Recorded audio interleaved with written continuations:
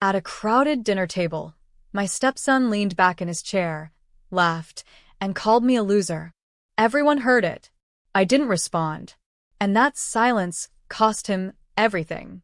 Because what happened after that dinner didn't just end his lifestyle, it exposed years of lies, manipulation, and a truth that had been sitting right in front of everyone the entire time.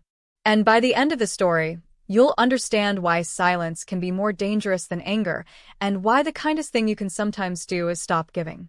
My name is Rachel, and this is the story I never thought I'd tell. If you're listening right now, help me prove something wrong. My mother said I wouldn't even reach 1,000 subscribers, but I believe stories like this deserve to be heard. Help me show her that these tales matter.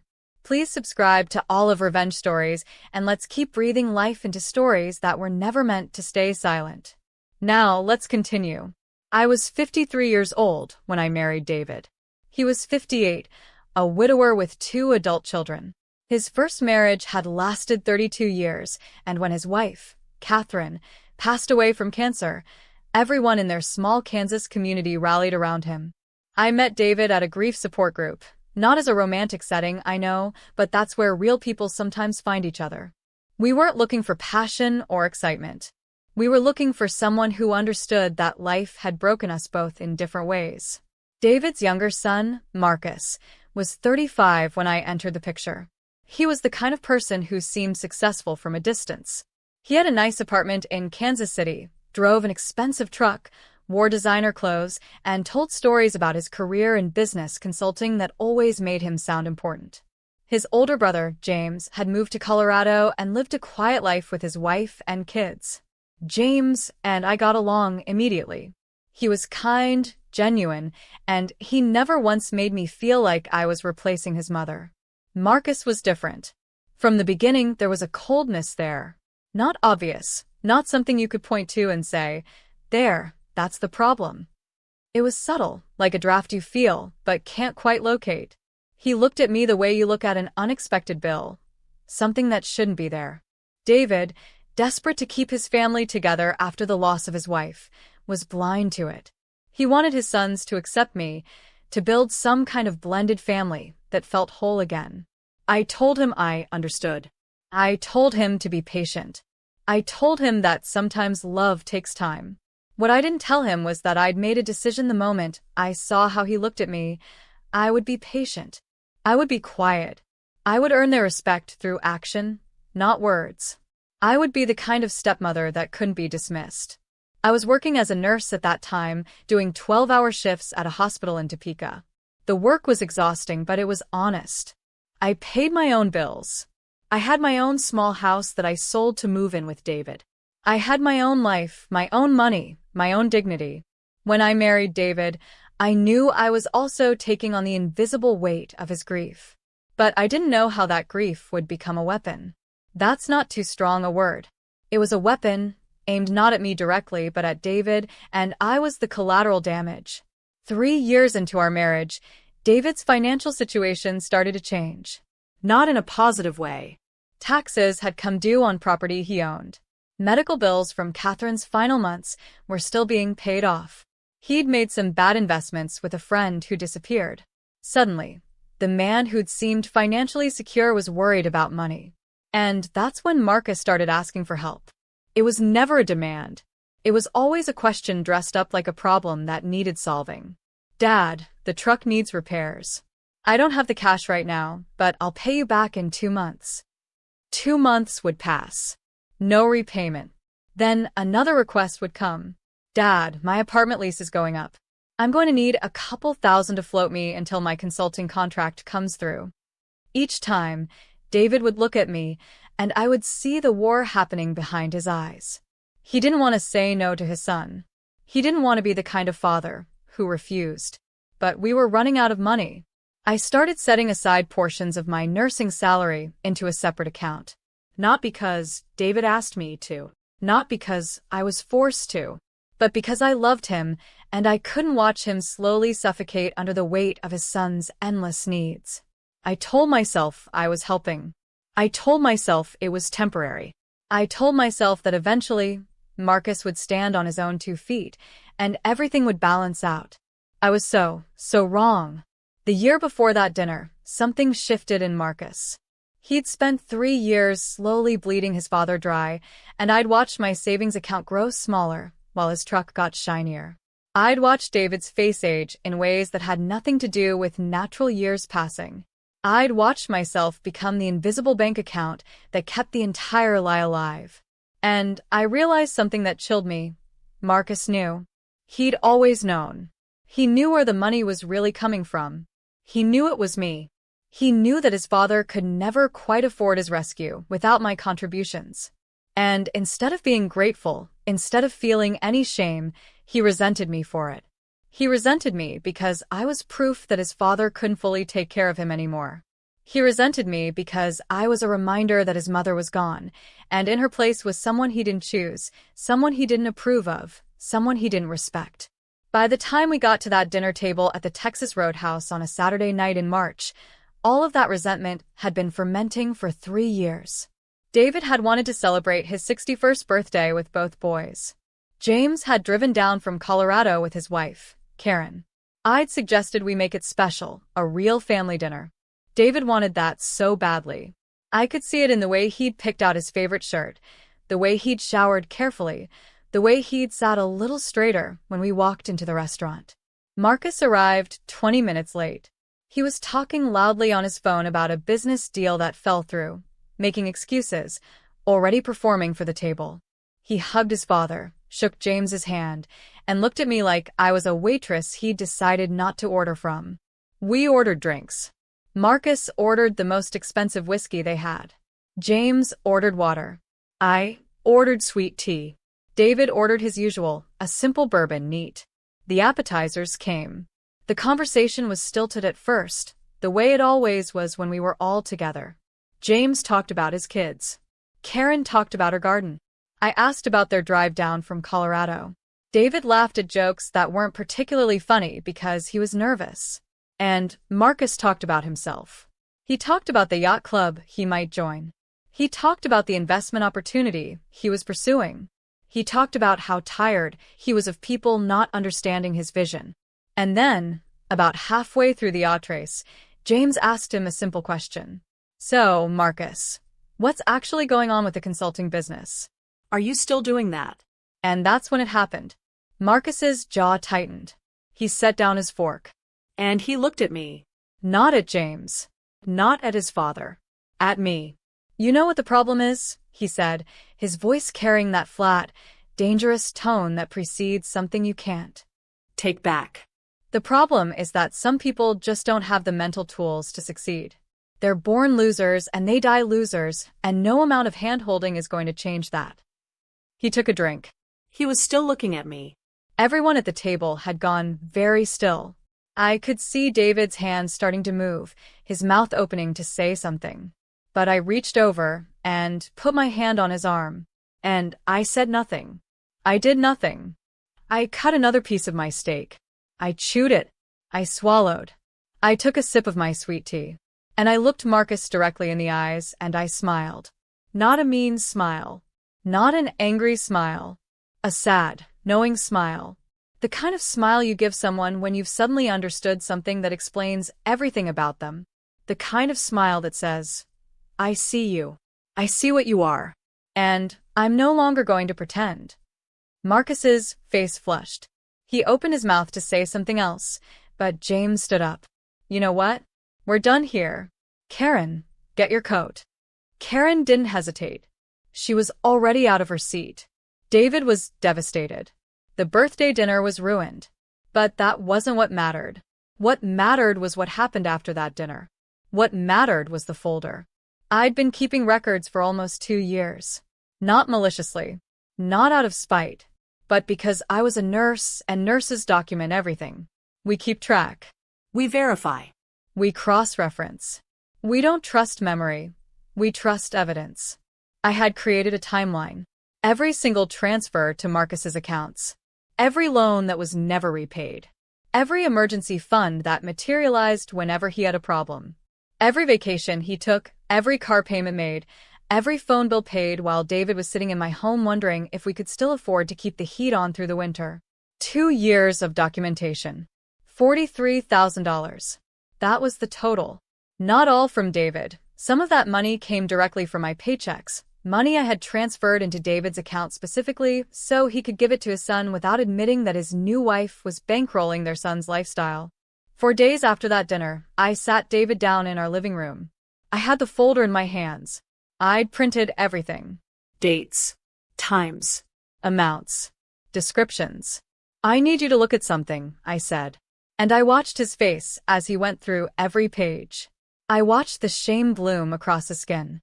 I watched the realization hit him like a physical force. "Rachel, I didn't know. I didn't understand that it was this much," he said quietly. "I know," I replied. "That's why I kept track.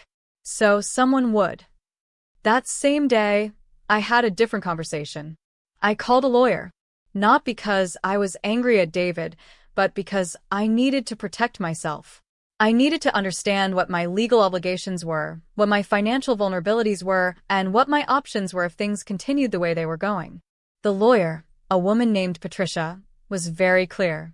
"This is a classic case of financial enablement," she said. "The question isn't whether he should stop. The question is, how much longer can you afford to keep him afloat?" I didn't answer that question. Instead, I did something harder. I went home and I made a decision. I didn't tell David not to help his son. That's not my place. I'm a stepmother, not a parent, and I've never wanted to be the villain in that relationship. But I did tell him that the money coming for me had to stop. Not judgment. Not anger. Just a simple fact. I couldn't continue to be the invisible support system that allowed my stepson to avoid the consequences of his own failure. I told David that I loved him, that I would stay with him, that I would help him navigate this however we could. But I couldn't keep being erased from the equation while Marcus built his life on the foundation of my labor. David cried. He was devastated. He felt like he was abandoning his son. But I held firm. And then, something happened that no one had predicted. David told Marcus the truth. He showed him the folder. He explained where the money had really come from. He told his son that the free ride was over. And Marcus's response? It was the response of someone who had never once had to face the consequences of his own choices. He called his father ungrateful. He accused me of poisoning David against him. He claimed that asking him to be an adult was a betrayal of their family. He said we were ruining his life. And when none of that worked, he simply disappeared. He stopped answering David's calls. He blocked him on social media. He made it known through mutual friends that David had betrayed him, that his father had chosen a gold-digging nurse over his own son. The narrative was simple, and it was effective. The people who didn't know the truth believed it. The people who did know the truth were divided. Some thought David was cruel. Some thought I was a saint. Most people, I've learned, don't like stories that don't fit neatly into categories they understand. What happened next was something I never would have predicted, and it came from a source I absolutely didn't expect. James. David's oldest son, the one who had quietly left the table at that dinner, the one who had always been kind to me but distant. James showed up at our house one afternoon with an envelope full of papers. His wife Karen was with him. They sat down in our living room, and James said something that changed everything. "I hired a private investigator," he said quietly. "I needed to know what was really happening with Marcus. I needed to know if what he said about Rachel was true." What James discovered was that Marcus was not, in fact, running a legitimate consulting business. What he was actually doing was running what could be charitably described as a Ponzi scheme. Not a large one, not a sophisticated one, but a scheme nonetheless. He'd been taking money from friends and family, promising investment returns, and using new investors' money to pay off old investors while pocketing the rest. My $43,000? That wasn't even the tip of the iceberg. Marcus had extracted nearly $300,000 from various people over 5 years. Some of those people were starting to ask questions. Some of those people were starting to get angry. And some of those people were lawyers. "He's about to be exposed," James said flatly. "And when he is, it's going to be bad. I wanted you to know that this wasn't your fault. This wasn't about the money you gave him. This was about who he is and what he does, and the fact that he was never going to stop until someone made him." 2 weeks later, the federal investigators knocked on Marcus's door. The apartment was no longer his. It had been rented under someone else's name. The truck was leased. The designer clothes were bought on credit cards maxed out to their limits. Everything about his life was built on nothing but air and lies. Within 6 months, Marcus had been arrested, charged with wire fraud, and was facing a federal trial. The news traveled through our small circle, and suddenly, the narrative changed completely. Suddenly, I wasn't the gold-digging wife who'd poisoned David against his son. I was the woman who'd documented the financial abuse and protected David's remaining assets. Suddenly, the dinner table comment didn't sound like a casual insult. It sounded like the cruelty of someone who'd been living a lie. David's face changed when he realized the full extent of what his son had been doing. Not the relief of vindication, but something deeper. Grief. The grief of losing a son to a prison sentence. The grief of having given money to someone who was using it to defraud other people. The grief of understanding that the person he'd been trying to save had never wanted to be saved. He'd wanted to be enabled. I won't tell you that I felt victorious. That's what people expect me to say, isn't it? That I felt vindicated, justified, that I finally got my revenge. But that's not what I felt. What I felt was tired. I felt the exhaustion of having held a secret for so long, of having been unseen and unnamed while I quietly kept everything together. I felt the weight of having been right, because being right about something like this means you were right that someone you loved was being systematically deceived and used. And I felt something else, something that surprised me. I felt sad for Marcus. Not because I forgave him. Not because I thought he shouldn't face consequences. But because I understood, finally, that the person who'd hurt me had never been thinking about me at all. His cruelty at that dinner table wasn't even about me. It was about his fear. It was about the fact that his lies were starting to crumble, that his father was starting to see him clearly, and that he needed someone to blame to make sense of the panic he was feeling. He called me a loser because in that moment, he needed me to be the problem. He needed me to be the reason things were falling apart. And when that didn't work, he disappeared. He let other people talk about what I'd done to him, but he never once addressed the fact that he'd committed federal crimes. He never once answered for the fraud. He never once took responsibility for anything. David and I worked through it all, slowly. The shame. The betrayal. The anger. The strange, complicated grief of learning that your child is a criminal and that you'd been too blinded by love to see it. We sold the house in Kansas and moved to Colorado to be closer to James and Karen and their kids. We needed to start over in a place where we could build something new, where we could be something other than the people who'd been damaged by a lie. My relationship with David deepened during that time, not because everything was suddenly perfect, but because we'd survived something together. We looked directly at the worst parts of what love can do to people, how it can make us blind, how it can make us complicit, how it can make us choose to keep giving even when we should be choosing to stop. I learned something crucial during those months and years that followed. I learned that revenge isn't actually about punishment. It's not about making someone suffer the way you suffered. Real revenge, the kind that actually changes things, is about accountability. It's about refusing to participate in a lie anymore. It's about documenting the truth. It's about being willing to let someone face the consequences of their actions. It's about understanding that sometimes the most powerful thing you can do is say, I see what you've been doing and I'm going to stop enabling it. That's not cruel. That's not cold. That's actually the most loving thing you can sometimes do. Because you're giving someone the gift of reality. You're saying, I care about you too much to let you keep lying. I think about that dinner table sometimes. I think about how Marcus intended it to break me, to humiliate me, to make me feel small in front of everyone who mattered. And it didn't work. It didn't work because I didn't give him the reaction he wanted. I didn't defend myself. I didn't argue. I didn't prove I wasn't a loser. I just smiled, and I let my actions speak for themselves. The documentation was there. The truth was there. And it was only a matter of time before everything he'd built on false foundations came crashing down. I think about the line between helping and enabling. I think about how thin that line can be, and how easy it is to cross it without even realizing you have. I think about how people can use your love against you, Not because they're evil, but because you've made it easy. You've shown them that they can ask and you'll provide. That they can fail and you'll rescue them.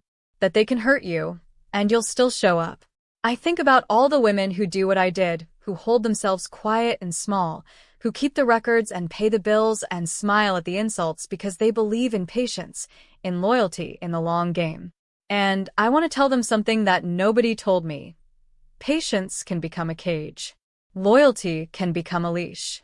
And the long game isn't always worth winning if it means losing yourself in the process.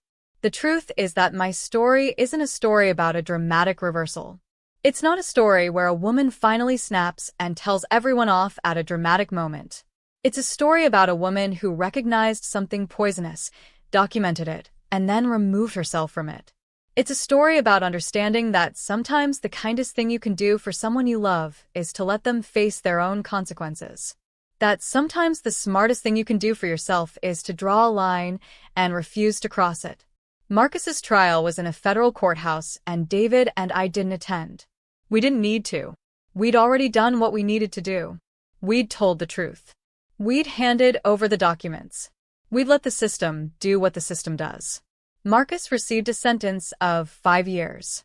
He'll be out eventually, and I don't know who he'll be when that happens. I don't know if he'll have learned anything. I don't know if he'll come looking for his father, for a reconciliation, for a chance to explain himself. I hope he does the work because I do believe people can change. But I also don't believe anyone is obligated to make space for that change if it means sacrificing their own stability and peace. David has had to grieve his son twice, once when he realized who he really was, and once when he went to prison. That grief doesn't have a timeline. That grief doesn't disappear because justice was served. But David also has something now that he didn't have when I met him. Clarity. He understands now that love and boundaries aren't opposites. He understands that sometimes you have to let people fall so they can learn to get up. He understands that the person he's building a life with is someone who will love him and support him, but who will also tell him the hard truths. He understands that that kind of love is rare and worth protecting. As for me, I don't think of myself as the woman who brought down Marcus anymore. That's too dramatic, too central to the story. I think of myself as someone who documented the truth. I think of myself as someone who recognized a boundary she'd crossed and decided to recross it.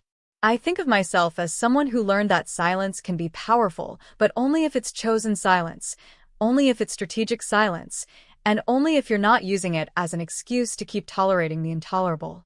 The comment at that dinner table was never really about me. It was about Marcus's fear. It was about his desperation to maintain a narrative that was already crumbling. It was about his need to dehumanize me so that he didn't have to acknowledge what he was doing. And it took everything I had in that moment to not respond with anger, to not defend myself, to not fight back with words. But what I did instead was more powerful. I looked at him with clarity. I saw him for what he was. And I documented it. I've been trying to think about how to end the story, and I keep coming back to the same thought. This isn't actually a story about revenge. It's a story about survival. It's about what happens when you have to choose between your own peace and someone else's comfort.